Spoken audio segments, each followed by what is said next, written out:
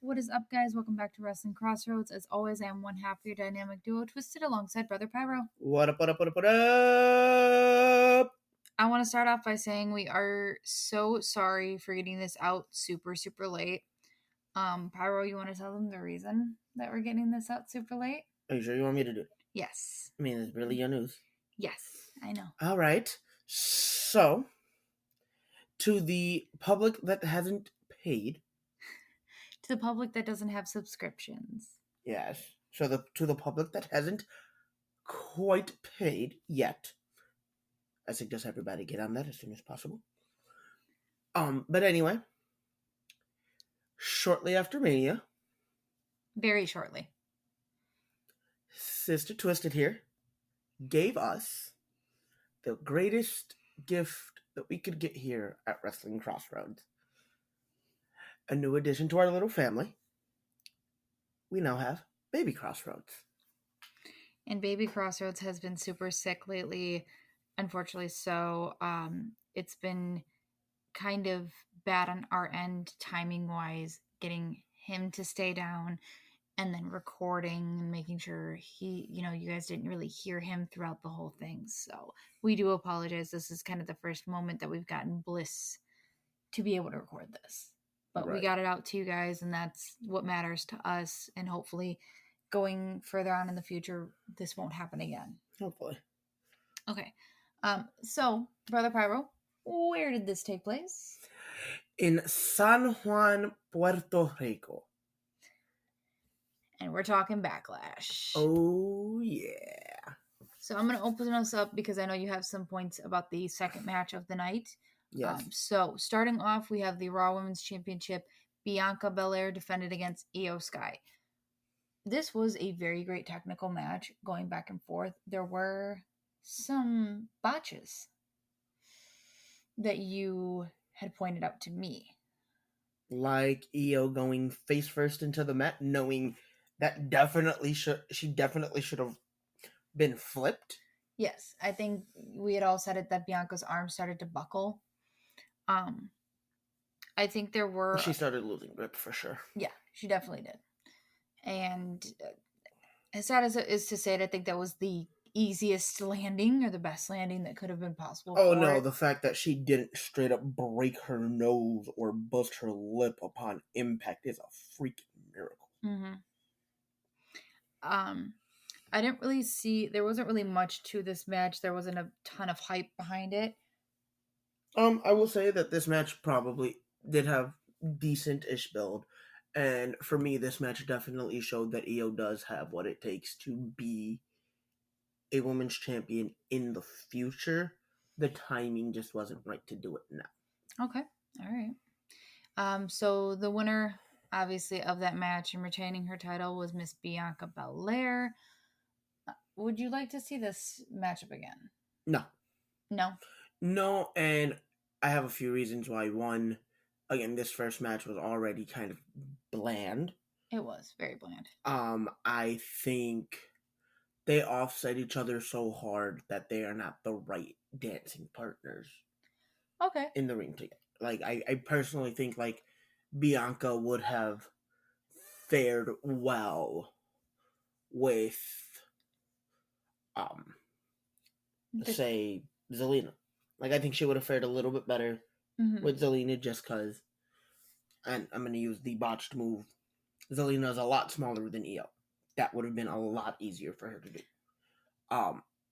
They would have been able to feed off of each other's momentum a little better. Yeah. And when trying to call the match, you want to make sure you understand your partner, and yeah, there's some things that you got to call, whether it be on the fly or, quietly amongst each other, when you can't understand or when you can't, properly communicate with your partner. Yeah. It makes it a little bit more difficult. So obviously, again, the language barrier, like you were saying in the pre-show. Okay. I totally get it. If going past, obviously we've already gotten past Monday, we've gotten past Friday, so we know what happens there. Would you say that you'd, obviously we see that Asuka might be the next one going for the title. Yeah. As she just turned heel. They plan on using this moment to turn her heel, is what it is. Okay. They haven't turned her heel. They'd be doing it in another feud, which would then take the strap off of Bianca Would you then... and bring it back to Raw, which means they would probably be booking Rhea to lose the SmackDown Women's title in the future as well. Okay. Would you also... My secondary question is, would you also see, if this were to happen any which way, Io may be going up against Asuka in just a match for it? No, because if they plan on bringing the Raw title back to Raw, and Asuka being on Raw, Io being on SmackDown, and they're very adamant about keeping the separate brands separate at this point. Yeah. So it won't be a trade over like Charlotte Becky. Exactly. Like it's not going to work. As much as I would love to see that match at some point happen one-on-one, because both women know how to work. They have such a deep respect for each other and such a deep history together. Like, it would work because they know each other so well. But right now, it's just not going to line up. It's not going to be in the cards. Could you see Rhea Io?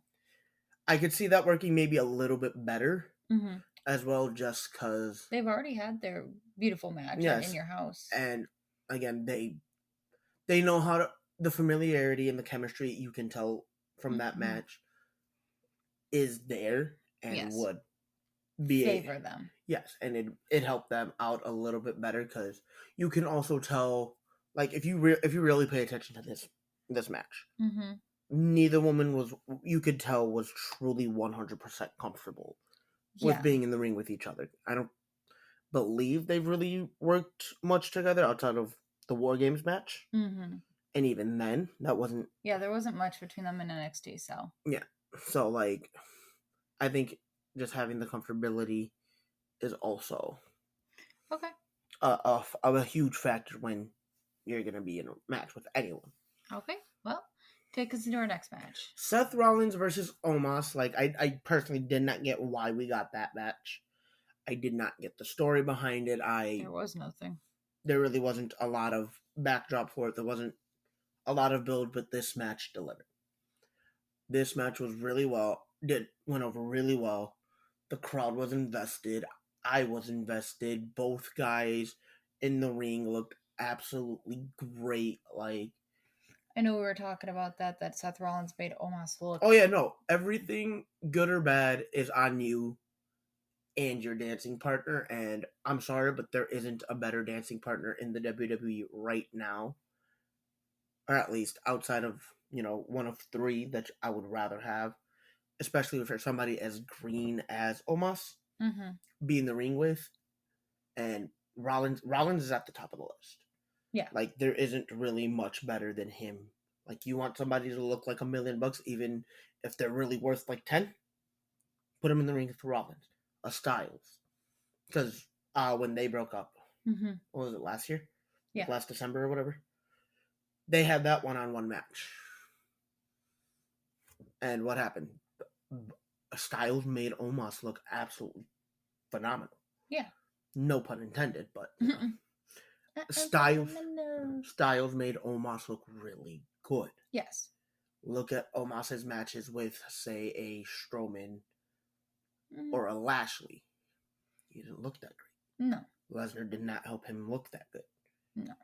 Rollins made him look absolutely great. He sold off a lot of Omos's attack to really make him like, oh, this guy he's huge. Like, this guy actually can hurt you. Can do damage, yeah. Like, one of the most standing out moments is he blocked the stomp. Yes. Like Rollins went for the stomp and he just firmly planted, like, I'm not going nowhere. Who else could have done? Who else could have made the reversal or stoppage of their finisher look as well? Because, like, even the reaction that he gave to that. Yeah. Like, they fed off of each other's energy so well. Yeah. The avalanche, the top rope stomp. Yes. It shows that you really had to put everything into it to put down your opponent. Even though this wasn't a very long match. It wasn't a long match, but I think it helped. It helped Omos. I wouldn't say it necessarily helped Rollins, because, again, Rollins is already way established. Mm-hmm. Like there isn't any more, like, Rollins doesn't need the hope. Win or lose. Like, he could have lost this match and still been in a prime position to be, fine. Whatever. But so obviously winner of your match. Winner of the match, Seth Rollins. Mm-hmm. And again, just great job. Putting over Omos. Putting over Omos even though he lost. Yes. Agreed. All right. Next up, we have the United States Championship. Austin Theory defends against Bobby Lashley and Bronson Reed.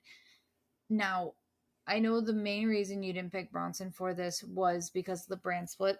Otherwise, that would have been your pick. Yep. But I gotta say, this match was very, very beautiful. It shows what a triple threat match could be. Should be. With the right partners. Yes. And absolutely. How beautiful the chemistry was.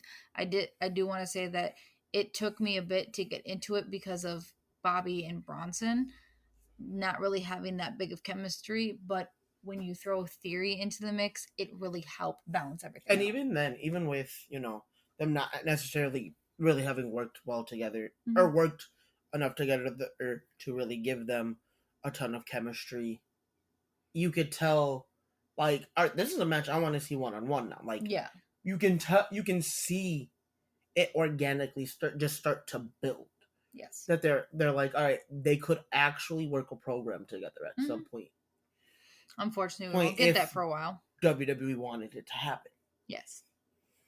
But still retaining his championship, Austin Theory. I want to point out that, like, he really did capitalize on what a triple threat match should be. Yes. And everybody dragging him on social media, oh, he's scared, he's a coward, he's this, he's that.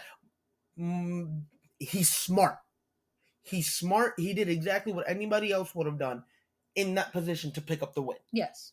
Because, like, think about it this way. Like, we've seen Rollins use similar theories.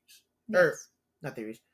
Use similar situations and do similar winning tactics. Thank you. I don't know why I said theory and I meant to say tactics. I got you. To win a triple threat match, a fatal 4-way match, just, a multi-man match in general. Mm-hmm. And nobody bashed him. Nobody said anything negatively about the fact that he did that because he was a heel when he would do it. Heel doing heel things. That's exactly what Theory did. Yeah. It played the match to his advantage. It worked. Picked up the win. Guess what? He flew back to the mainland, flew off the island, still United States champion. He's there. He's got the tools to be big, to be great. Yes. And this match really helped show that. Like, I'm not his biggest fan. I'm still very iffy on him. Mm-hmm. But damn it if he's not starting to grow on me. I mean, same too. I did like him a lot more when he was with The Way, and then when he got called up to the main roster. It took me a while to even start to kind of like him, but I mean, he is honestly starting to grow on me as well. Like, he's doing really good. Yeah, he is. He's really coming to his own. The gimmick is better. Yeah. The gimmick he's finally starting to work the gimmick the way it was meant to be worked. Yeah, because at first with the coming up and, kind of getting thrown into just kind of the background of everything. He pretty much got thrown straight into the deep end, sink or swim. And if they didn't give him the angle with Vince, he definitely would have sank. Yeah. I mean, I guess that's what made me really dislike his character and dislike him was that angle with Vince. And then once, Vince got out of the picture, once the booking decisions really made sense and the creative storylines were actually storylines, mm-hmm. It started to help him unfold and unpack, what he wanted to be or what they wanted him to be mm-hmm. as a superstar. Do I see him holding a title? Like, main event title? I do. At some point in the future. Do I see it happening in the near future? No. Not at all. No, he still needs a bit more tweaking. Honestly, I'd say give him another year or two. Yeah. Maybe 3. I agree, totally. I say keep him with the United States Championship for a little bit. I'll say, and then kind of push him for it. Yeah. Like, and honestly, like, And the level of competition that is on SmackDown for him to defend that U.S. title against is absolutely insane. Any member of the OC, you still have Lashley. I wouldn't mind a Nakamura storyline. Like, just and that's just naming a few. You could also put him against a Solo Sikoa. Solo Sikoa, like, bring the mid-card title to the Bloodline. Yeah. Obviously, they don't have the tag titles right now. Like, either one of the tag champions. Oh, no, they got drafted to Raw. Never mind. That's unfortunate. But still, like, you can see a lot of things going on. Mm-hmm. Like, there's a lot of stories that are right there set up for him. We'll just have to wait and see where he goes. All right. So do you want to take this next one, which would mean you get the one after that, or do I let you have 2 in a row and then I get the? Yeah. How you want to play this, brother? You can't have 3 in a row. I'm sorry. I'm not giving you 3 in a row. I'm not giving you the rest of the show. Well, you'd give me if you gave me 3 in a row, you'd still have the last 2, and you opened us up. No, I had United States. I'd give you the next 3. I'd have the last 1. And I did open us up so you could have Rollins, Omos. Yep. I mean, you're right. You're right. Yeah. So how do you want to play this? I mean, I'd take the 2 in a row. All right, take the 2 in a row. Go. All right, Rhea Ripley, Zelina Vega. Everything about this match screamed pride and respect for both women. And what was the prize at the end of this? SmackDown Women's title. Take us through it. Let's start with the entrances. And you know this isn't one that I normally give a damn about. Oh, I know. I let you take all of this. Mm-hmm. But to see, Rhea made her entrance, got the boos, came out the heel that she was, and embracing it. Yes. Beautifully. Was great. Yes. Because Rhea Ripley, I'm sorry, heel or face, that chick knows how to work the crowd to the gimmick that she is given. That is agreeable. Damn it. Now, the sense of pride that is now my lock screen. Yes. Zelina Vega, the standing ovation, the pop from the crowd, Puerto Rico attire through and through, shoes, trunks, top. She came wrapped in the flag. You are not going to tell me that this wasn't her moment, regardless of how this match played out. Mm-hmm. Win, lose, draw, this was Zelina's moment. Yes. Would I like to see her with a title sometime soon? Yes. Mom in the front row, brother in the front row, uncle who had his nose broken by I believe they say Bruno Sammartino. Thank you. In the front row. Like, this was everything. I also want to point out that she did dedicate this match to her dad who passed in 9/11. Yep. So, I want to put who didn't really get to see her get to achieve any of this. He's still watching. Guarantee you that. Didn't get to see it in person. You know what I mean. But no, the emotion from the start, before the bell even sounded. She was crying. I was crying. Oh, I know you were. The crowd was crying. Pretty sure I saw you get a little emotional there. But now we can get into the match. Yes. Take us through it. I need a moment reliving it in my head. I'm getting a little emotional again. Oh my God. You know what? You're something else. You know what? I'm sorry I care this much. Not all of us can be robots. Like my brother-in-law?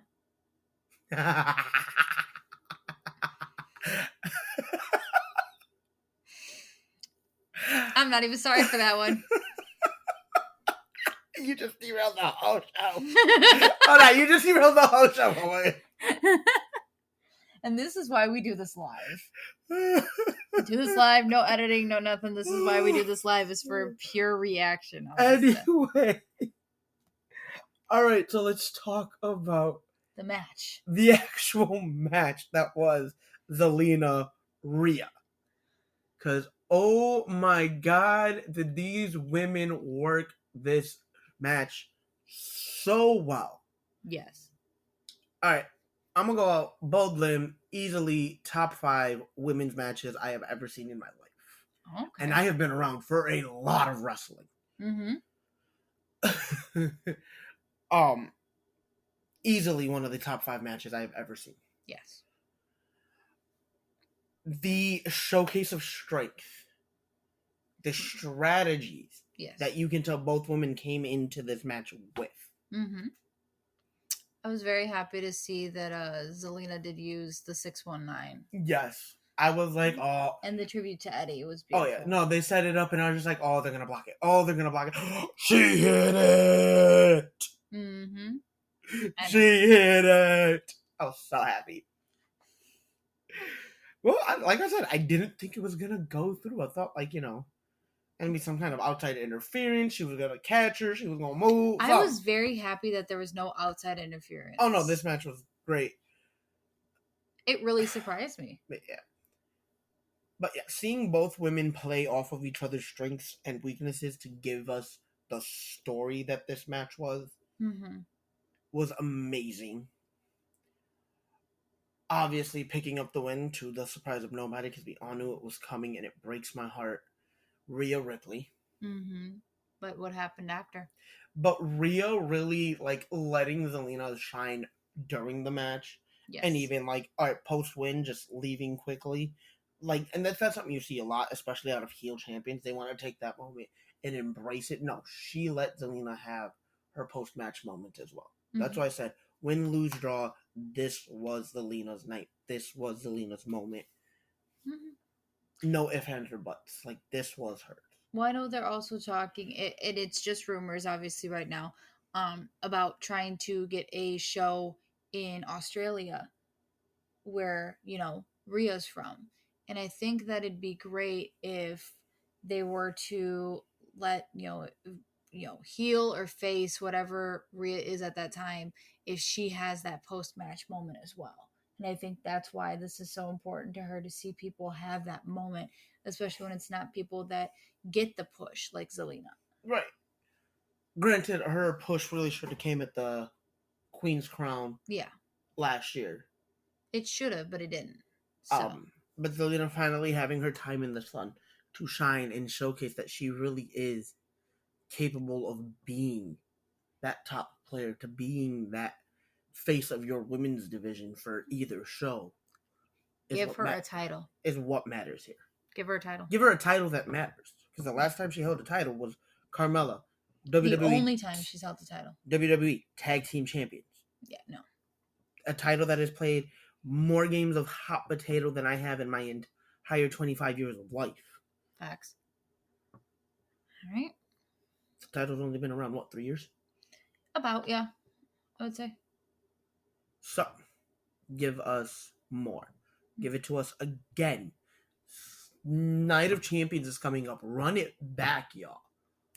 Because that match was too good to just have it be a one and done. Oh, yeah. I do agree. All right. But all right. Match 2 of my back-to-back. Yes. Damian Priest, Bad Bunny, SanJuan street fight. So, leading into the show, leading up to this, you got to see Bunny had a talk with Ray. WWE Hall of Famer, legend, Puerto Rico legend, Zelina Vega bestows upon him a beautifully decorated kendo stick. I still need to find that thing, by the way. Please remind me that I still need to see if I can find a replica. Because I want it. I know. A kendo stick with a Puerto Rican flag. The thing would be mounted to my wall. But let's go. The pop that Bunny and Priest both got being respected as, Puerto Ricans, like being native sons of the island, made me so happy because, again, that tells you this crowd cares. Oh, yeah. I want to point out that a lot of people post-show that are at SmackDown, at the at Backlash, both wrestler and fan have said this gives off a Mania vibe. It did. It gave off a huge Mania vibe, and they want to see it happen more often. However, the tourism, a little too much. Yeah, a lot of the behind the scenes stuff would be a lot for the island to handle. We're not a very big island. Don't have a lot of infrastructure to house that much again. Time after time after time after time. I think, like you had said, we had discussed this every 4 to 5 years. Give it to me. Right, give it to me once every 5 years, and I'm happy. Don't wait another 15, 20. But trying to pull this off every year would create such a problem. It would. But anyway, the match. Anywho, this match, story, bunny, friends turn bitter enemy. Mm-hmm. Started off really well. Told its story in ring. It wasn't long before the weapons got involved either, though. Oh, no. Kendo sticks, the trash can lids. They used everything but the mama's kitchen sink. Speaking of weapons, I need to rewind to our last match. The scene with the chancleta.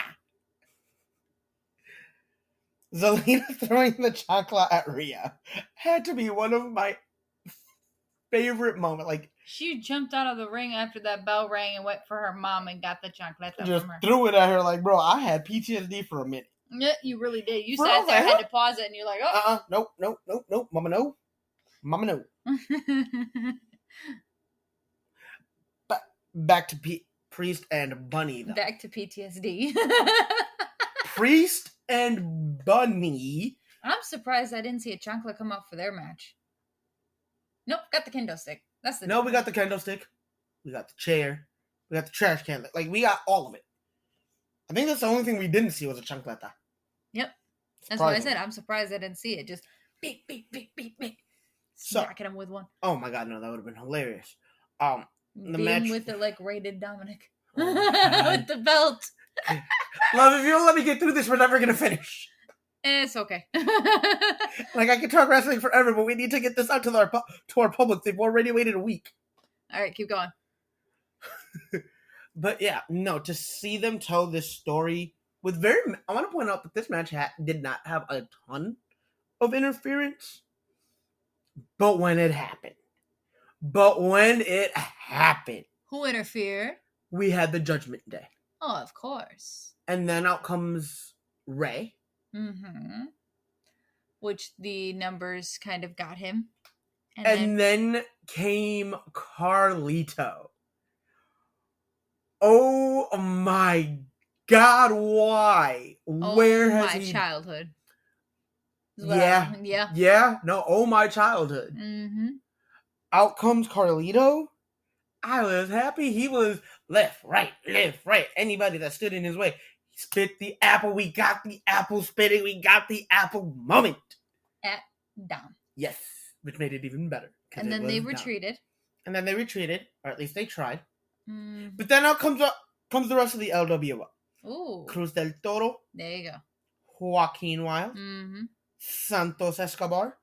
And who else? Led by a legendary Zelina Vega once again. Once again. Thank you. Gracias. Came out. He had fun putting hands to Balor. They had fun putting hands to Dom. It quickly, like I said, the interference didn't last long, but the interference that happened made it impactful. Yes. And I think it was a necessary aspect to the match. I want to point out that after all of this was said and done, apparently Carlito is now signed with the WWE again. Woo! Under certain contracts. He just didn't feel it was the right time when in the past after he left the first time, came back, and, didn't necessarily come back, but they talked. It was like, all right, this isn't the right time. Fast forward, they talk. Fast forward, they talk and no. Talk and no. Talk and no. Comes back for the Rumble. Talk and no. And now he's finally, all right, I think they can make this work. Apparently he's supposed to be a coach. He is supposed to get some TV time as well, though. But so he's getting officially signed then. But, like, from what I've read, and again, rumors, like, nothing has officially been confirmed. Yeah. But it needs to be. Carlito possibly back in the company. It wouldn't hurt. It would actually be really fun to see. Him an honorary member of the LWO, put him on SmackDown. Because, yes. And continue to make the LWO relevant. Picking up the win. Bad Bunny. I really liked how they made each other look in this match. Oh my god, both of them were great dancing partners for each other. Mm-hmm. From what I read, WWE is really happy with Priest's performance and can see him being a top guy at some point. Ooh, I knew you were pushing for that when he first came up. I've been pushing for that forever because I've been watching that man since the Indies. And that man is a stud. That man knows how to work. He does. For him being as tall as he is, mm-hmm. He's not He's not awkwardly moving when he's in the ring. No. And I love that about it. Love it, love it, love it. But so we have all of this right now. We have. What I want to know is, when do we get Logan Paul Bad Bunny? Because at some point you're going to need to make that happen in a battle of I'm the better celebrity turned wrestler-esque type thing, because that's the storyline that you go with if you're smart, because the story pretty much just writes itself at that point. I would say make Paul more of a consistent person on at that time. I mean, you don't even necessarily need him to be like super consistent, but still, like, the story writes itself. I think you can really, if you play your card right, can set it up for like SummerSlam here in Detroit. Still got like 3-4 months. So we'll see. Make it happen. But like, I can see that working, make Logan the heel in the situation. Mm-hmm. And it's like, because he can Bunny. Here's your storyline. Bunny feels that Logan Paul is just doing this for the clout. He doesn't really care about actually entertaining the fans. He just wants to grow his own name. Paul is like, well, you ain't got to stand down to call me out. I've already competed in 3 of the most high-profile matches ever. Yeah. Like, what have you really done? I've competed for the world title. You haven't. Been under a rock. Right. When it comes to being in this company. Boom. There you go. You have your match. You have your story. If you're listening, Trips, Vince, anybody at Endeavor, book it. Make it happen. Put pen to paper. Thank you. I'm going to laugh if they actually listen to you this one time. If this story ends up playing itself out at any point, I'm tweeting WWE with a link to this specific episode of the podcast. And I'm asking for my royalty. I'm asking for goddamn royalties. Y'all better pay me because I gave this idea. Mm-hmm. This is time. I want to point out that every episode we have is timed, has a time and date stamp on it. Yes. So they can't say that I suggested it after they started when it is 9:08 Central Time in the United States of America, mm-hmm. May 13th of the year 2023. We are time stamped, all right? I want my money if this happens. Or as much as... No, I'm not, because I ain't got the money to keep up with them. Never mind. I ain't got the money to keep up with that legal team. I mean, I'm still going to try, though. I'm still going to try. Like, hey, I came up with this idea on my podcast. They came out with it. I have the time to state in everything that says I should be getting paid. Granted, I don't think anybody there listens to our podcast, but still. We can hope. Hey, I'm still going to tweet it out, too, because Twitter also has receipts. Twitter also has receipts, and so does TikTok. All right, mister, we got to get through this. You were just telling me the same thing. Let's get through it, Pyro. But yeah, Bad Bunny picking up the win, which, again, was the smart booking decision. Yes. Both men looking great. Both men really having their time in the sun to shine. Was absolutely fantastic. But now we go into some turmoil. Bring us in to our second to last match before the second match of the double main event. All right. Bloodline, Solo Sequoia, Jimmy and Jey Uso taking on the undisputed tag team champions, Kevin Owens and Sami Zayn, alongside Matt Riddle in a 6-man tag team match. Now, obviously, we have a lot of storytelling between KO and Sami with the Usos, as you know, previously done. But Solo and Matt were just kind of brought into this because of, needing the extra person, because why the hell not? Because the Bloodline will always have that extra, and Matt and Solo have their own beef. I say that this match was actually very, very well done. It told the story that it needed to. You could see a lot of things anger-wise, like a lot of breaks and cracks in the system, starting from the opening bell. Don't you agree? I'm pretty sure you saw it before we got to the bell. Well, yes. I'm just talking more or less match-wise. There was a moment in this where I forget which Uso it was. Jay. It was Jay. Jay was, I believe, going to hit Sami or Kevin Owens. I honestly cannot remember off the top of my head. And Solo went to go strike him. Oh yeah, he looked. And he started yelling, "I'm your brother. I'm here. Like I'm your blood. I'm your family." So that was something that you had talked about on the pre-show, was him turning. Yep. And I think that was kind of an indication where Solo was like, look, either you get this done, or I'm going to be the one that, takes you out. Or Roman's going to have me take you out, bro. Picking up the win was the Bloodline, and it was Solo who had actually pinned and won the match. And then, both of his brothers were sitting there kind of like, oh, shit. What do I do now? Because we have to meet with the tribal chief next Friday. Right. Well, I want to point out that there was a lot of, just in terms of like the tags, there were a lot of really hard tags. They weren't tags. They were chopping each other. Yes, they were chops. There was a lot of blind tags of I'm gonna tag myself in just because I can, instead of strategically like, all right, this is where we're at. Tag myself in, this person don't know, and now we can double team them. Yeah, there was a lot of that. I'm going to tag myself in, we're going to argue, and then continue that rotation for like 3 more sets. I noticed that there was a lot of hard tags coming more from Solo than the Usos. Oh, yeah. Because the Usos were more or less... I think the Usos have a reason to be scared of Solo. Obviously. Oh, yeah.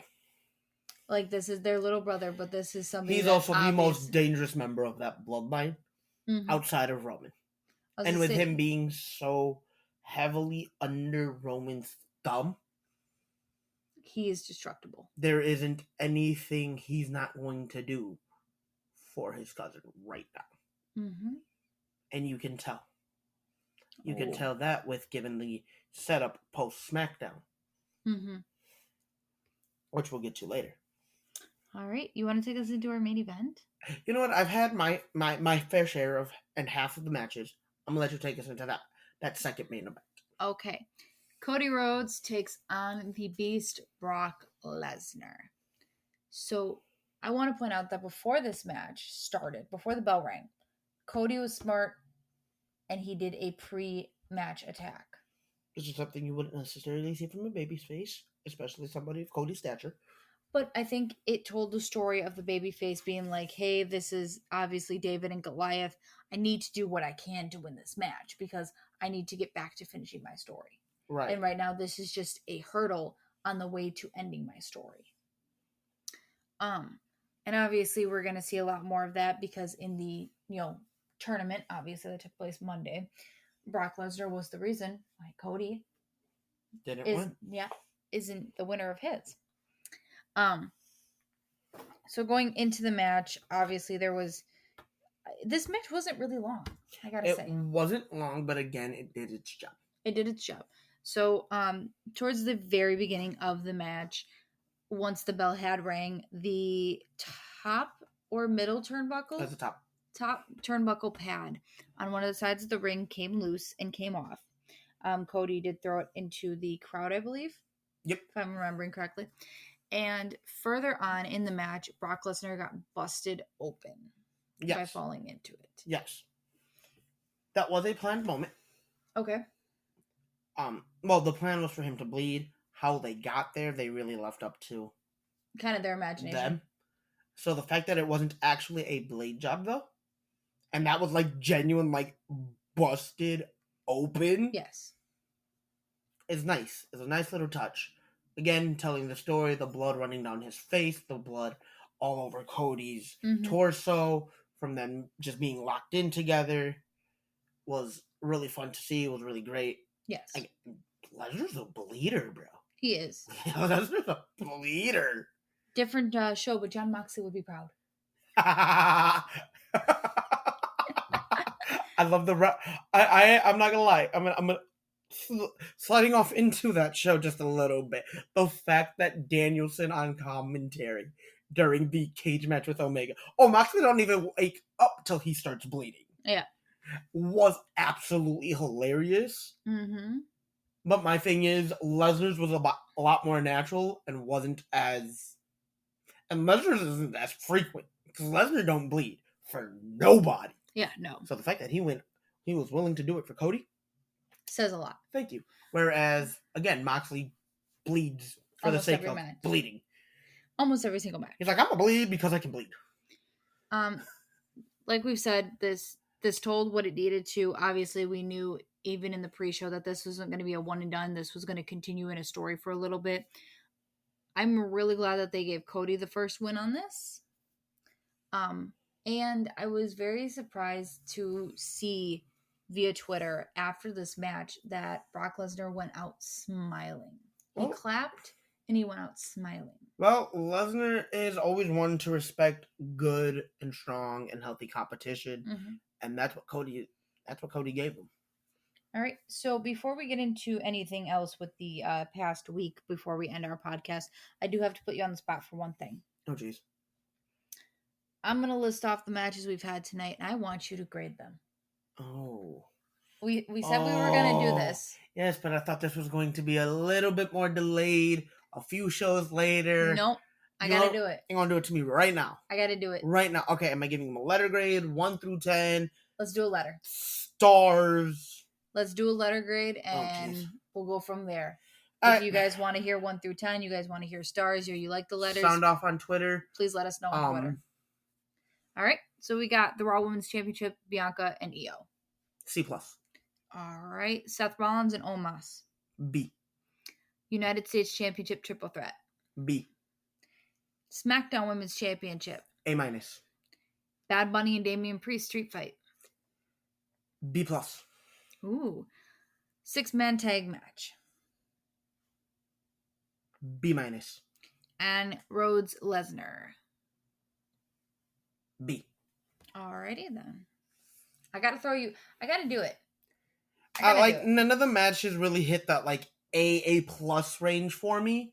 Mm-hmm. But all of them were really well, and trust me, if you would have done this to me night 2 of Mania, the letter grades would have been a lot lower and a lot less friendly.